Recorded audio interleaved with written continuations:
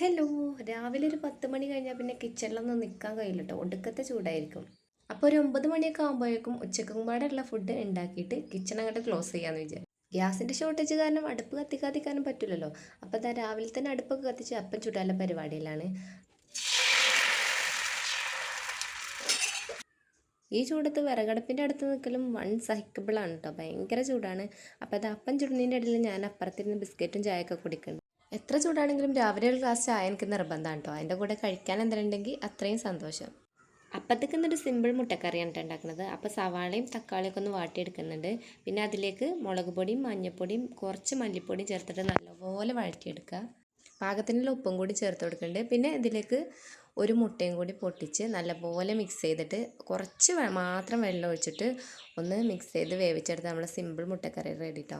അപ്പം കറിയൊക്കെ ആയ സ്ഥിതിക്ക് ഇനി ഉച്ചക്കത്തേക്കുള്ള പരിപാടികൾ നോക്കാം. അപ്പോൾ വെള്ളം തിളച്ച് വന്നിട്ടുണ്ട്. അരി ഇട്ട് കൊടുത്ത് അതൊന്ന് തിളപ്പിച്ചിട്ട് റൈസ് കുക്കർക്ക് ഇറക്കി വെക്കാം. പിന്നെ ഉപ്പേരി വെക്കാനായിട്ട് ഇതാ നല്ല വീട്ടിലുണ്ടായ കോവക്ക അരിഞ്ഞ് വെച്ചിട്ടുണ്ട്.